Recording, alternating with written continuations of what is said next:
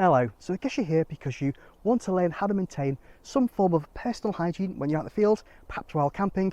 And in the army, this is really important because lapses in personal hygiene can very quickly lead to infections and short-term medical issues, and it's really important that you actually keep on top of that. Now, under the army, it's actually called personal admin rather than personal hygiene, and it covers a little bit more. And what I'm going to do is I'm going to adapt that advice for the average wild camper, and I'll assure that it's only going to be for a period up to about a week, and also that there's no need to be tactical either. The first area we need to pay attention to is our hands. Personally, I found that even after a couple of days, if I've neglected my hands, I start to get infections under my fingernails, and they become very sore. So it's really important we look after our hands in the field, particularly where we haven't got normal washing facilities, and those kind of regular washes that you would do as a matter of course don't happen. So the first thing I would say is try and keep your hands clean in the first place. And one way to do that is if you're handling things like you're building shelters and you're touching the ground, then to wear gloves. And gloves do a couple of things. The first one is to keep your fingernails nice and clean because they're obviously encased in the glove. But the second thing they do is they also protect you from cuts and abrasions, and obviously they can get very quickly infected when you're out in the field. And that's why quite often you'll see pictures of the British Army. They'll always be wearing gloves, even in hot weather conditions, because they do protect their hands from those cuts and grazes and also keep the hands nice and clean. As well as trying to keep our hands clean in the first place, it's a good idea to wash them regularly as well. And I recommend you do that at least every time you've gone to the toilet, and definitely before you prepare any food. Now, in the field, we've got two main ways of cleaning our hands. The first one you're probably all very familiar with after COVID, which is of course the alcohol gel. And that will kill all bacteria and viruses. The downside of that stuff is if your hands are visibly dirty already, it doesn't really remove the dirt, it just kind of sterilizes it and spreads it around. So in those sort of situations, we go to our second method, which is an antibacterial wipe. Now, if you look at a British military ration pack, quite often you get one or two antibacterial wipes in there for that purpose. But you can buy packs on the civilian market as well. And I tend to buy something like this. This one's by Dettol. There's 15 in a pack there for about £1.50. And these are absolutely brilliant when you've got dirt on your hands, you need to remove it and sterilise your hands at the same time. The usual advice is to start from your hair and then work your way down towards the rest of your body. And the way we keep our hair clean without the ability to shampoo it is simply to use a fine-tooth comb, because what that will do is it'll remove some of the debris and most of the kind of large parasites from your hair. Now, it's got to be said, to get full parasite control, you do need a special lice comb, but for the period of a weekend to a week, a regular fine-tooth comb will be fine, and you shouldn't need to worry about lice eggs. Then we move on to our face and our bodies, and it's a really good idea to give yourselves a good wipe down before you go to bed. One, because it keeps your sleep system nice and clean, but also because it stops you getting too smelly, and also more importantly, it actually helps prevent you getting any infections. So in a long-term scenario, the best way to go is with soap and 2 flannels. The soap will actually kill bacteria or remove bacteria and viruses very effectively. It doesn't need to be antibacterial. And what you do is you use 1 flannel for the top half of your body, including your face, armpits and the rest of your body, and then you use the second half on the lower half of your body, including your genitals and your lower legs and that kind of thing. And ideally you'd use a bar soap and not a liquid soap, because that would avoid any spillage, and also it doesn't weigh as much because there's no water in there, so it will last a lot longer for the same kind of weight. For the short-term scenario, periods up to a week, then personally I found that baby wipes are really convenient. And I also use these, which are actually pet wipes. Now, pet wipes are great because they can get them in much bigger sizes. Tesco do this one, which is fantastic because these are absolutely huge. And they also have a deodorizing ingredient in there as well, which stops you getting too smelly. Now, the good thing about these is, one, they're very gentle, and they're more gentle than the baby wipe is. And if you are taking a dog with you, you could use these on your dog and yourself and give your dog a good clean down before they get into the tent with you, if they've been running around the mud and they're really dirty. But you should never use baby wipes on your dog because they're not designed for that, and they could remove things like oils and stuff from the coat that you really shouldn't remove. Now, the way the military teach this, I think, is just as valid for civilians as it is for the military, although for very different reasons. Now, what they do is they say you take your top half off first, leaving your trousers and your shoes on.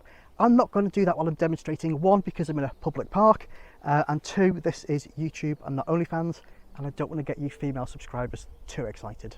Yeah, right. So what you do is you take the flannel, start off with your face first of all, then you do your arms, move under your armpits, pay particular attention under your armpits because obviously you sweat there, and then the rest of your body. Don't forget to change the wipe if you need to, if you're particularly dirty, and then just move through and get the rest of your body clean. Once your top half is done, get your top half dressed again, and then you drop your trousers down, leaving your shoes on, so you're just dropping your trousers. And then with the other flannel, or a clean wipe, is you then work on your genitals and other areas that sweat and that kind of thing. And then get all the sweaty areas, move the rest of your legs, get that all nice and clean, and do all that. Once you've done that and you pull your trousers back up, it's then time to do your feet. And what you do is you take off one boot at a time. You take your boot off, you take your socks off, you then give your feet a really good wipe down, and then check for blisters, check for any kind of hot spots that are forming, and then deal with them nice and early if you have to. Make sure your feet are very, very dry, and then put a nice clean fresh pair of socks on. And it is important you use fresh socks every day if you can, because this helps prevent blisters. As soon as you get sort of a build-up of kind of moisture or a build-up of dirt into your socks, then you get more friction. That tends to be what leads to blisters. So make sure you do use fresh socks if you can. When you're cleaning your body, it's a really good idea to look for small cuts and abrasions, and also any ticks as well, and then deal with them as appropriate. Now, while a small cut might not matter too much in the city and in normal life, out in the countryside where there's lots of dirt, it can very quickly get infected. So it's a good idea to give it a douse with some antiseptic and then dress it appropriately. Now with ticks, you should remove those with a tick hook, and it's really important that you do that because ticks can pass on some very nasty diseases. The good news is you've generally got about 48 hours before that happens, because what happens is when a tick bites you, first of all, it's just drinking your blood for at least the first 24 hours. And then at some point after that, it gets too full and then it starts to throw up back into your body. So you've got at least 24 hours, if not 48 hours, before you need to worry about things like Lyme disease and things like that. So if you can check your body regularly and remove those ticks, every sort of 12, 24 hours, you should be good and you should be safe. After you've cleaned yourself, it's a really good idea to reapply any sun cream or insect repellent as appropriate. Now obviously, if you do this at night time before you go to bed, you won't need sun cream, but bearing in mind that mosquitoes are most active between dusk until dawn, it's a really good idea to reapply any insect repellent, particularly if you're not sleeping in an enclosed area like a tent or you have a mosquito net, because that will definitely help minimise the chances of you being bitten during the night. Now this is a really big important part of personal admin for the military, because these are preventable conditions. So things like sunburn can render you kind of incapacitated because it can be very painful, and obviously you can get a lot of very nasty diseases from insect bites as well. So being able to sort of prevent those is a big part of your personal admin, and it just makes camping in the wild a lot more fun if you're a civilian too. Another area we need to pay particular attention to is our teeth, and that actually starts well before we get into the field with a regular dental checkup, because this can quite often prevent an emergency from forming out in the field, which can be very painful and very incapacitating. Now the military are really hot on this. I know in the RAF, if you're going to be deployed overseas, before you're allowed to go, you have to have a checkup and be declared as dentally fit as part of your preparations. And there's an old saying, if an army can't bite, it can't fight. If you look in a British Army ration pack, you also get issued with chewing gum, and that is there to help keep your teeth clean in between brushing. But it doesn't replace brushing your teeth, it's just an extra. And yes, that pun was intentional. Even in the field, you should brush your teeth twice a day, and if you want to, you can use something like this, which is a camping toothbrush. And these are great because it's nice and self-contained, so the bristles stay nice and hygienic inside its case. When you want to use it, you just pull it apart, reattach it this way, then you can brush your teeth. Really easy. If you're just going away for a couple of days to a week, I recommend getting a small travel-sized toothpaste like this rather than a big one from the travel section in your local chemist. And I also recommend going for a total type 1 like this one, which is also an antibacterial mouthwash as well. Because this way, if you have any kind of mouth infections when you're out and about, then this will help control it until you get back and you can see a dentist. When it comes to shaving, then outside of the military, it's up to you whether you shave or not. What I would say though, is there's no need to be tactical and you're only going away for up to a week, then a small travel-sized electric razor is a really convenient way of keeping those bristles in check. If you do want to wet shave, it's really worth heating up the water first, because that will help soften the bristles on your face and avoid getting razor rash, particularly if you don't have things like shaving foam with you as well, which you probably won't have.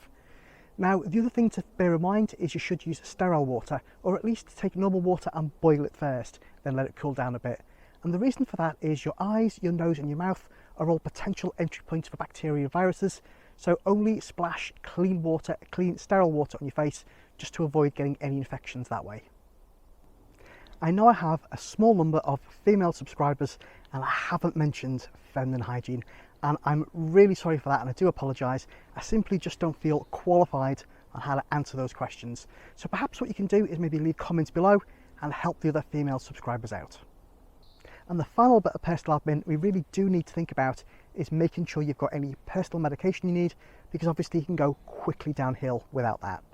Now in the military they would recommend you have a 90-day supply just in case they can't resupply you immediately, but for a civilian on a weekend to a week camping trip, that's probably a bit overkill. So you need to decide for yourself, how much to bring depending on how long you're going away for and how important that medication is to you for your personal health. So I hope that was useful, and next time we're going to cover how the military deals with bitey things, i.e. mosquitoes, ticks and things like that. So if you don't want to miss that video, think about subscribing. Until next time.